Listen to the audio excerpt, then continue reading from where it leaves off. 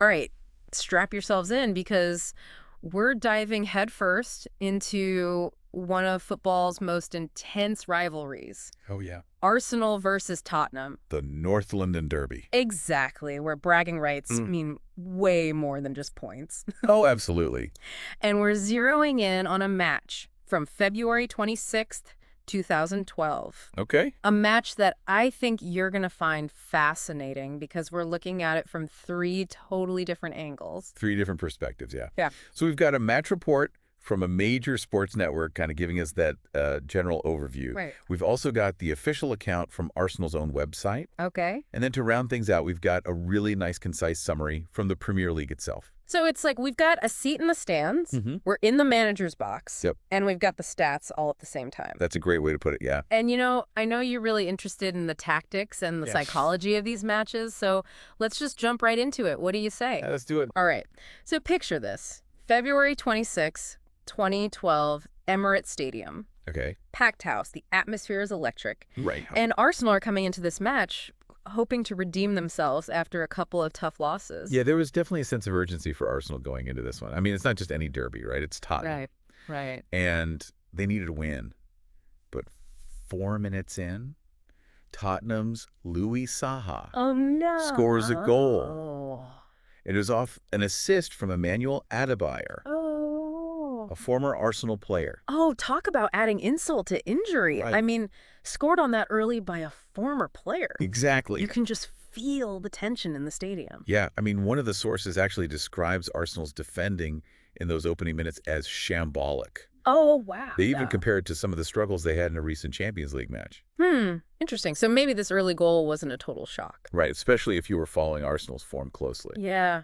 Okay, well, this definitely sets the stage for a tense match. And it doesn't let up at all because things get even more heated when Tottenham is awarded a penalty. Oh, boy.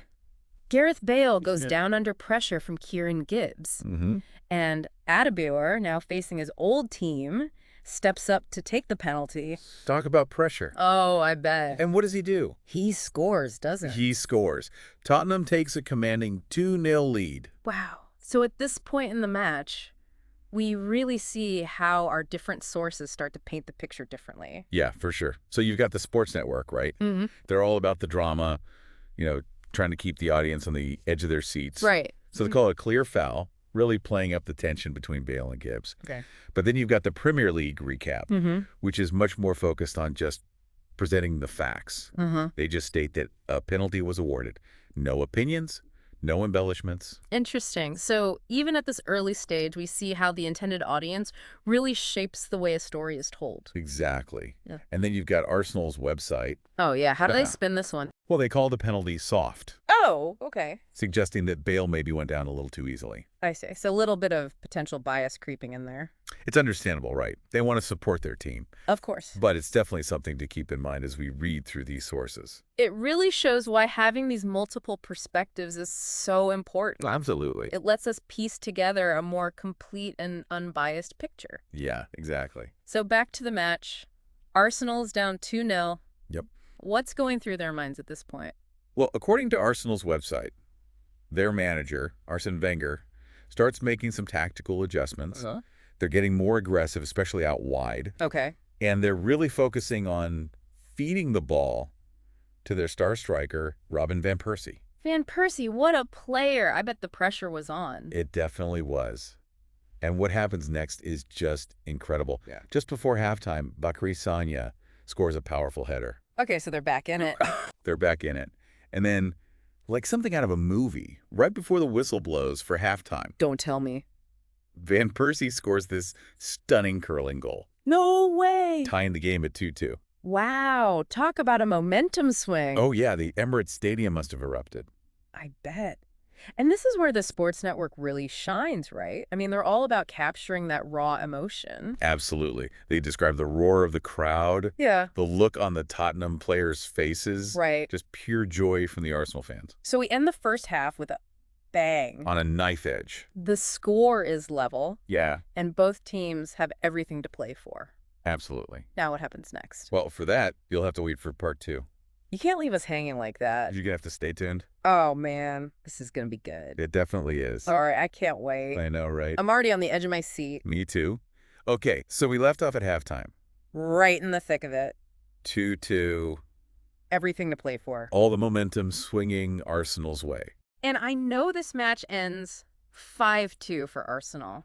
It does. So something big must happen in the second half. Oh, it does. I'm really curious to see how our three sources, each with their own unique style, portray this Arsenal comeback. Well, right off the bat, Arsenal just keep that momentum going. Yeah. Tomas Rosicki scores early in the second half to put Arsenal ahead. So 3-2 now. 3-2 Arsenal, and then Theo Walcott just goes off. What do you mean goes off? He scores 2 goals back-to-back. No way. So Arsenal scored 3 goals in the second half. 3 goals. Yeah, it's like an avalanche at this point. Wow. And I bet the Sports Network loves this. Oh, they're eating it up. They describe Walcott's goals as lightning strikes that left Tottenham's defense completely stunned. That's amazing. But what I'm really interested in is the tactical side of things. Right. How did Arsenal pull this off? Well, Arsenal's website really dives into that. Okay, tell me more. They talk about how Wenger's counterattacking strategy just worked perfectly. That makes sense. Walcott's pace, he's so fast and he's in all the right positions. Yeah. And then you have those precise passes from guys like Rosicky and Van Persie. Tottenham's defense just can't keep up. Right, because Tottenham's pushing forward. They're desperate to score. Exactly. They leave themselves vulnerable, and Arsenal takes full advantage. So we have the Sports Network giving us that emotional roller coaster. Yeah. And Arsenal's website breaking down the tactics behind it all. Right. What about the Premier League recap? They stick to the numbers. As always. Yeah, they highlight the fact that Arsenal's shots on goal and possession just skyrocket in the second half. Compared to the first half where they were a bit shaky. Exactly. So we have the emotional narrative, the tactical breakdown, and the statistical evidence. It all comes together to show us this amazing turnaround. A complete picture, yeah. But, it's not just about what happens on the pitch, right? Oh, absolutely. Yeah. It's the North London Derby. The passion. The rivalry. Exactly. And the Sports Network mentions this hilarious detail. So Arsenal's winning comfortably at this point. Okay. And their fans start chanting, "Harry for England." Oh, no way. Are they serious? It was totally ironic, a playful dig at Tottenham's manager, Harry Redknapp. I love it. You can just imagine the atmosphere, the banter between the fans. That's what makes this rivalry so great. It's more than just a game. Exactly. So we've talked about the goals, the tactics, but what about Adebayor? Oh, right. He scored that early goal for Tottenham. But now his team is losing pretty badly. Yeah. Well, Arsenal's website kind of focuses on his struggles in this second half. Okay. He becomes isolated up front, misses a few chances. Maybe the pressure of playing against his former club got to him. Yeah, maybe. And the Premier League recap mentions that he gets substituted late in the game. It's not a great ending for him. Not really. And the Sports Network adds that he walked off the pitch looking pretty dejected. Oh, that's tough. It is. But that's football sometimes. Highs and lows. Yeah, lots of emotion. Mm. And ultimately, Arsenal win 5-2. A convincing win. Yeah. And Scott Parker from Tottenham even gets a red card late in the game. Adding insult to injury? Yeah, pretty much. So we go from shambolic defending in the first half to a complete offensive explosion. It was a wild match. What's fascinating to me is how our three sources tell the same story, but each one has a slightly different focus. Yeah, they highlight different aspects of the match. And that's why using multiple sources is so important. It gives us a more complete understanding of what happened. Instead of just relying on one perspective. Right. We get the emotional side, the tactical analysis, and the cold, hard stats. It's like having a 3D view of the match. Exactly. And that's what makes this deep dive so interesting. But before we move on, I have a question for you. Okay, shoot. Have you ever thought about how these different narratives, the stories we tell ourselves about a match, can actually affect how we see the game itself? Oh, that's a really interesting question. Like if we only read Arsenal's website, would we be as critical of Adebayor? Probably not. Or would the Sports Network's focus on drama make us think the match was closer than it actually was? It's definitely possible. It's all about framing, right? Yeah, the way a story is told can subtly change how we perceive it. And I think that's even more important today. With so much information coming at us from all directions. Exactly. We have to be careful. Think critically. Question everything. Don't just take things at face value. Especially online, where everyone has an agenda. Right. And this North London Derby is a great example of that. We have the Sports Network going for the excitement. Arsenal's website supporting their team. And the Premier League recap, sticking to the facts. It's a good reminder to always consider the source. Absolutely. So as we head into the final part of this deep dive, Yeah. I want you to keep that in mind. Okay. Don't just take our word for it or the word of any one source. Right. Question, analyze, and come to your own conclusion. That's the best way to learn. It's the journey, the Yep. process of figuring things out that's really valuable. So we've really gone through it all with this North London Derby, haven't we? Yeah. An incredible comeback. Uh-huh. And we've seen how these three different sources each tell the story in their own unique way. Right, right. But I keep coming back to this idea you mentioned Yeah. about how the way a story is framed, how it's told, Mm-hmm. it really can impact how we understand what happened. Oh, absolutely. It's like we're not just watching the match, we're watching someone's interpretation of the match. Yeah, it's like they're putting a spin on it. Exactly. And that spin, that framing, it can be really powerful even outside of sports. Oh, for sure? Think about like news headlines. Oh, yeah.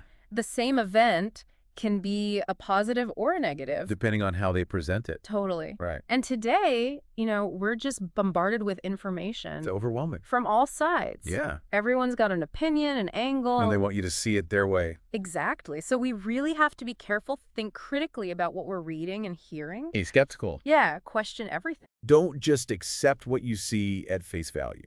Because, this North London Derby is a perfect example. It is. We have the Sports Network. They're going for that high drama, Right? keep you on the edge of your seat kind of thing. The entertainment factor. Right. Then there's Arsenal's website. Of course, they're going to be biased. Well, yeah, they want to show their team in the best possible light. Naturally. And then we've got the Premier League recap. Trying to stay neutral. Sticking to the facts and figures. Yeah, the objective view. And I think it's so valuable to have all three of these. Yes. Because when we consider them together, Right. we get a much more well-rounded understanding. It's like putting a puzzle together. Oh, I like that. Each source is a piece, and we need all the pieces to see the complete picture. Exactly. And even then, sometimes the picture's still a bit fuzzy, right? Yeah. Like with Adebayor's performance. Good point. Was he fired up to play against his old team? Maybe? Or did the pressure get to him in the end? It's hard to say for sure. Right. We can look at the stats, think about the tactics, but some things are just open to interpretation. And that's where you come in, dear listener. Right. What are your thoughts? What did you take away from this deep dive? Yeah. Did anything surprise you? Did you notice anything interesting about how each source presented the information? We really want to hear from you. Yeah, share your thoughts. Keep the conversation going. Keep exploring this match on your own. There's so much more to uncover. Because at the end of the day, that's what we want to do with these deep dives. Right. We're not trying to give you all the answers. No. We want to spark your curiosity. Make you think. Help you develop those critical thinking skills. Exactly. So you can navigate this world of information overload. Yeah, cut through the noise. And make up your own mind about things. See an informed citizen. Exactly. So as we wrap things up here, Yeah. I just want to leave you with one final thought. Even in something as seemingly straightforward as sports. Right, with winners and losers, scores and stats. There's always more to the story. Yeah, layers upon layers. And when we embrace that Let's complexity, dig a little deeper. we become more informed, more engaged. Absolutely. And that, my friend, is the essence of a true deep dive. That's it. So until next time, Mm. keep exploring, keep questioning, Keep learning. and keep diving deep. See you next time.